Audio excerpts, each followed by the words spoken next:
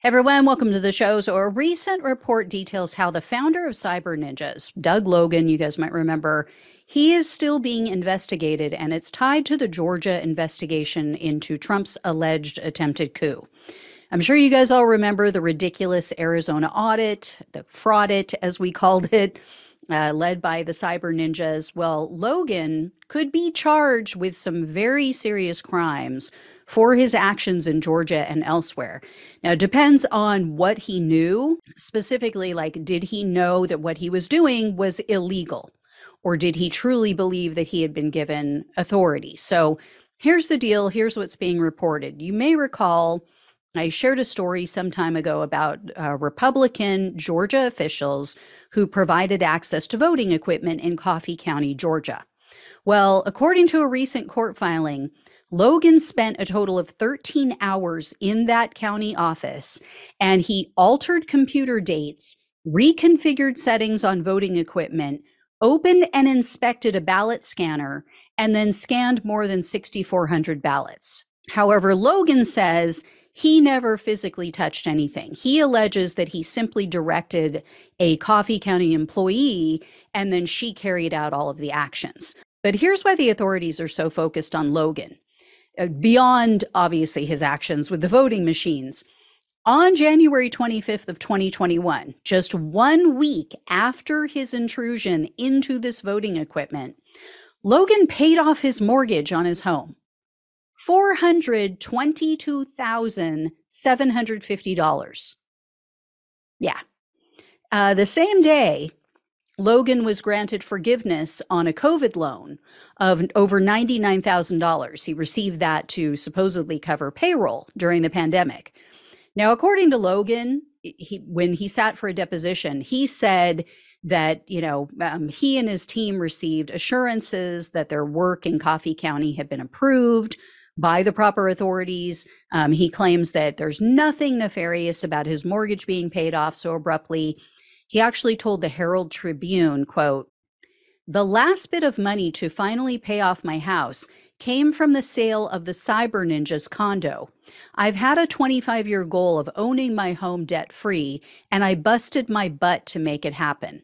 I'm so sick of these arguments trying to imply it's because I broke the law or it was from PPP loans or Patrick Byrne paid it off. I had a successful business. It's not news that I own my own home." So it's possible that the timing just looks suspicious. We'll have to see what the Fulton County DA, comes up with, what she brings in her indictments this summer. Logan is one of the people that she's investigating, and apparently the Georgia division of the FBI is also investigating his actions. In addition, he's part of a criminal investigation in Michigan, which also centers around voting machine tampering. The Michigan AG alleges that Logan was involved in a conspiracy to illegally access equipment, and that he and 3 others took tabulators to hotel rooms where they, quote, broke into the tabulators and performed tests on the equipment. So the grand jury in that state is reviewing evidence. They apparently, as far as the news outlets know, they met in March of this year. That was their most recent meeting, according to a new local news outlet.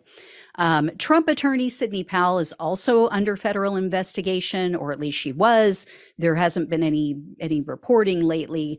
So I think it's still going on, but she created a nonprofit group, which I've mentioned before. They raised over $16 million, and they funded all of this illegal activity in Coffee County and other areas throughout the country. So based on tax filings, Powell's group gave Cyber Ninjas, gave this Logan guy, a cash grant of more than $700,000 for, quote, equipment. How they claim that this is a nonprofit and get nonprofit status, it's beyond me. I mean, the money is so obviously being used for political means.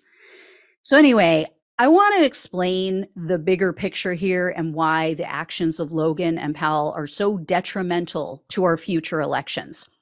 Another company that was involved in this breach is called Sullivan Strickler. I've mentioned them also in previous segments. According to this court filing, quote, Sullivan Strickler uploaded the data it collected from Georgia's voting system, including protected software from nearly every component of that system, to a cloud-based share file site and provided login credentials to download the data to individuals identified by Sidney Powell. Anyone with the login credentials could access the data.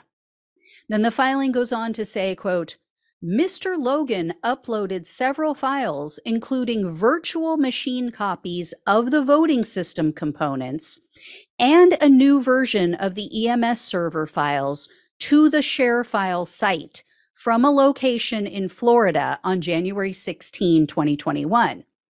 Sullivan Strickler did not know why Mr. Logan uploaded these files, what they were, or where they came from.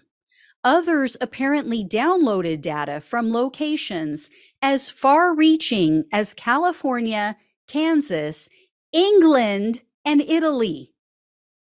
So these people allowed access to this data to people even in other countries. Virtually anyone anywhere in the world could have accessed this data. If they had the link, if someone forwarded them the link, they could have gotten in there.